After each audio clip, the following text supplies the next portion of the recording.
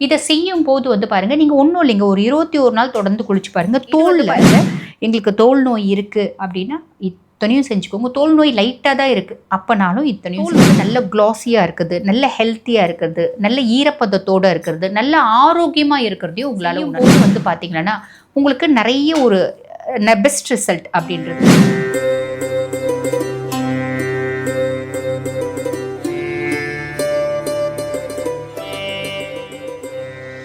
பொதுவாக வந்து பாருங்கள், ஹோமியோபதியிலும் இந்த மாதிரி எத்தனையோ சோப்ஸ் இருக்குது. கேலண்டுலா சோப்பு, பெர்பரி சோப்பு, கிளிசரின் சோப்பு, இப்படி ஏகப்பட்ட சோப்புகள் இருந்தாலும் நாங்கள் வந்து பாருங்கள் சிலருக்கு இந்த ஹோம்மேட் பாத்திங் பவுடர் அப்படின்றத சஜஸ்ட் பண்ண தான் சொல்லுவோம். அந்த ஹோம்மேட் பாத்திங் பவுடர் என்ன உங்களுக்கு சொல்கிறேன். ஃபஸ்ட்டு ஸ்கின் மேனிஃபெஸ்டேஷன்ஸ் இருக்குது அப்படின்னாலே ரொம்ப ஹீட்டானது சாப்பிட வேண்டாம். கத்திரிக்காய், கருவாடு, கோழிக்கறி, மீன் வேண்டாம். சர்க்கரை இருக்குது அப்படின்னா சர்க்கரையை கண்ட்ரோல் பண்ணுங்கள்.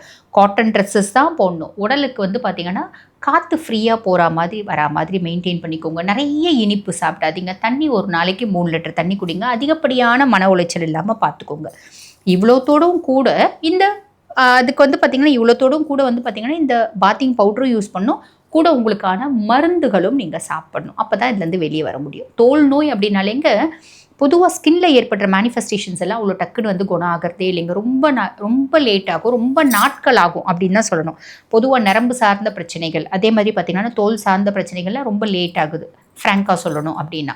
சரி, அப்போ நம்ம என்ன பாத்திங் பவுடர் சொல்லலாம் அப்படின்னா, இந்த பாத்திங் பவுடரோட பேஸ் வந்து பாருங்கள் பயிர், பச்சைப்பயிறு ஒரு கிலோக்கு நான் உங்களுக்கு சொல்கிறேங்க. 1 கிலோக்கு வந்து நீங்கள் எடுத்துக்கோங்க, சரிங்களா? ஒரு கிலோ பச்சைப்பயிறு எடுத்துக்கோங்க. வெயிலில் நல்லா காய வச்சுக்கோங்க. காய வச்சுட்டு கூட அது கூட சேர்க்க வேண்டியது என்ன அப்படின்னா பூலாங்கிழங்கு. அப்படி நீங்கள் கேளுங்க, அது நாட்டு மருந்து கடையில் கிடைக்கும். பூலாங்கிழங்கு ஒரு 50 கிராம், மஞ்சிஷ்டா ஒரு 50 கிராம், ரோஜா முக்கு ஒரு 50 கிராம், ஆரஞ்சு தோல் ஒரு 50 கிராம், எலுமிச்சம்பழம் தோல் ஒரு 50 கிராம், ஓகேங்களா? கடுக்காய் பொடி ஒரு 50 கிராம், குப்பமேனி தழை 100 கிராம், சிறு குறிஞ்சா ஒரு 50 கிராம், ஓகேங்களா? இதெல்லாம் எடுத்துக்கோங்க. முடியும் அப்படின்னா கேர்ளாக இருக்காங்க அப்படின்னா மஞ்சள் வந்து பார்த்திங்கன்னா கஸ்தூரி மஞ்சள் 50 கிராம். பாயாக இருக்காங்க அப்படின்னா இந்த மஞ்சள் அவாய்ட் பண்ணிவிடுங்க, ஓகேங்களா? இப்போ கூட வந்து பாருங்கள் சந்தனம் வந்து பாருங்கள் பொடியெல்லாம் வாங்காதீங்க. கட்டை நம்ம வந்து பார்த்திங்கன்னா கவர்மெண்ட் கடைகள்லாம் கட்டை இருக்கும். அந்த கட்டையை வாங்கி உடச்சி அது கூட போட்டுக்கோங்க. இது எல்லாத்தையும் எடுக்கிறீங்க. எல்லாத்தையும் வந்து பார்த்திங்கன்னா அதுவே காய வச்சு தான் கொடுப்போம். நம்ம திருப்பி வந்து புதுசாக காய வைக்கணும் அப்படின்ற அவசியம் இல்லை. இது எல்லாத்தையும் வந்து பார்த்திங்கன்னா மிஷினில் கொடுத்துருங்க. மிஷினில் கொடுத்து பவுடராக அரைச்சி வாங்கிட்டு வந்த பின்னாடி அதை அப்படியே யூஸ் பண்ணாதீங்க. அதை நல்லா ஜெலிச்சுட்டு அந்த கொரன்னு இருக்க பவுடர்லாம் தனியாக வச்சுக்கோங்க. அந்த கொரன்னு இருக்க பவுடரை கால் பாதத்தை நம்ம தேய்க்கிறதுக்கு, குளிக்கும்போது கால் பாதம் தேய்ச்சி குளிப்போம் பார்த்திங்களா, அந்த பாதம் தேய்க்கிறதுக்கு அந்த கொரன்னு இருக்க பவுடர் எடுத்துக்கோங்க. இந்த பவுடர் நல்லா ஜெலிச்சுட்டு இதை வந்து பார்த்திங்கன்னா ஒரு டப்பாவில் போட்டு ஆறின பின்னாடி டப்பாவில் போட்டு வச்சுக்கோங்க. குளிக்கிறதுக்கு முன்னாடி, இப்போ நான் குளிக்க போகிறேன்னா குளிக்கிறதுக்கு முன்னாடி நல்லா இவ்வளோ பவுட்ரு, உங்களுக்கு எவ்வளோ தேவையோ ஒரு 3 ஸ்பூன் பவுடர்னு வச்சுக்கோங்களேன். இவ்வளோ பவுட்ரு 3 ஸ்பூன் பவுடர் எடுத்து போட்டு வச்சுக்கோங்க. போட்டுட்டு அது கூட வந்து பார்த்திங்கன்னா நல்ல இவ்வளோ தேங்காய் எண்ணெய் போட்டுக்கணும். தேங்காய் எண்ணெய் போட்டுட்டு கொஞ்சம் தண்ணி ஊற்றி கரைச்சி சந்தனம் மாதிரி உடம்பு ஃபுல்லும் நல்லா தேய்ச்சி குளிக்கணும். இது வந்து பாருங்கள், எங்களுக்கு தோல் நோய் இருக்குது அப்படின்னா இத்தனையும் செஞ்சுக்கோங்க. தோல் நோய் லைட்டாக தான் இருக்குது அப்போனாலும் இத்தனையும் செஞ்சுக்கோங்க. இதை செய்யும் போது வந்து பாருங்கள், நீங்கள் ஒன்றும் இல்லைங்க, ஒரு 21 நாள் தொடர்ந்து குளிச்சு பாருங்கள். தோல் வந்து நல்ல க்ளாஸியாக இருக்குது, நல்ல ஹெல்த்தியாக இருக்கிறது, நல்ல ஈரப்பதத்தோடு இருக்கிறது, நல்ல ஆரோக்கியமாக இருக்கிறதையும் உங்களால் உணர முடியும். புரியுதுங்களா? இவ்வளோ விஷயம் நீங்கள் செய்யணும். கூட நான் சொன்ன மாதிரி தோல் நோய் அப்படின்னாலே மருத்துவம் அப்படின்றது முக்கியங்க. மருத்துவத்தோடு கூட இந்த மாதிரி நீங்கள் செய்யும் போது வந்து பார்த்திங்கன்னா உங்களுக்கு நிறைய ஒரு பெஸ்ட் ரிசல்ட் அப்படின்றது வரும்.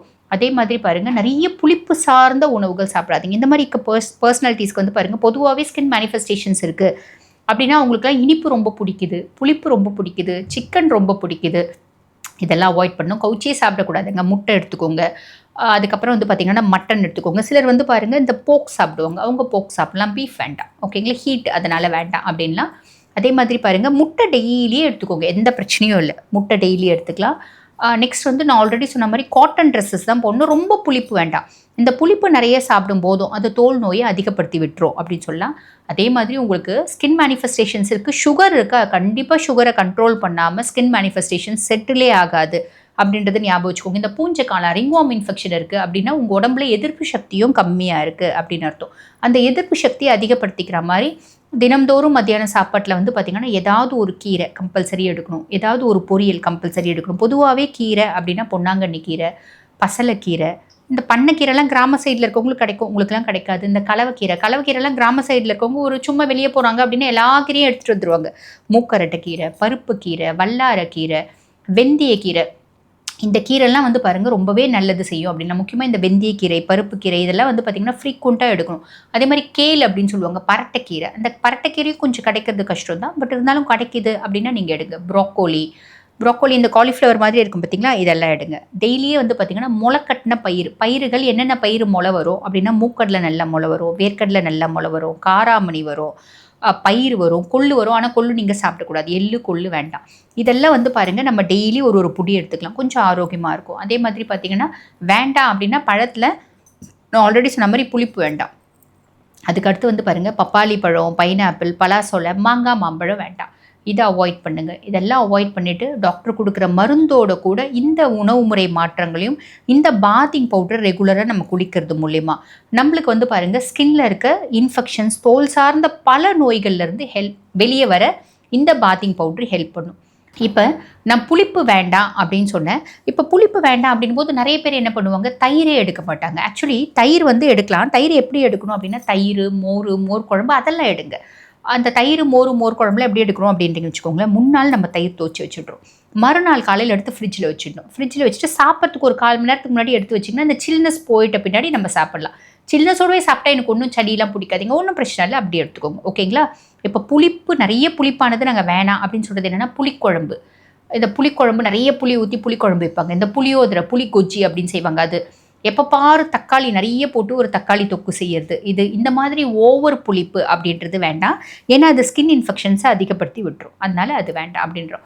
அதே மாதிரி இந்த பப்பாளி பழம், பைனாப்பிள், பலாசொலை, மாங்காய், மாம்பழம் ஏன் வேணாம் அப்படின்னு சொல்கிறோன்னா, அது ஹீட் அதிகப்படுத்தும். பொதுவாக வந்து பாருங்கள் ஸ்கின் மேனிஃபெஸ்டேஷன்ஸ் நிறைய இருக்கும்போது பாடி ஹீட் வந்து அதை ட்ரிகர் பண்ணி விடும் அப்படின்னு சொல்லலாம். ட்ரிகர் பண்ணி விடும்னா இந்த ஹீட்டு தான் வந்து அந்த தோல் நோய் வரத்துக்கு காரணம் அப்படின்னு கிடையாது.